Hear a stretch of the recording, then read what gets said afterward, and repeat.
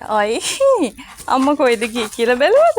අයියා යමු ඉතින් දෙන්න මෙන්න.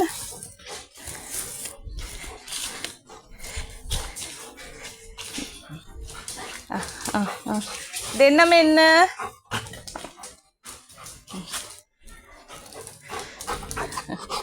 අන්න.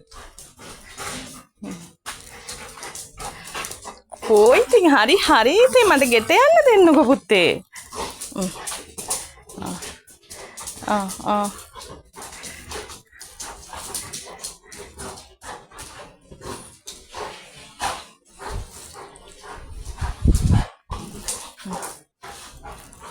දෙව්ක කෑලි කරපුවම සෙල්ලම් කරන්නේ මොකක්ද එක්කද?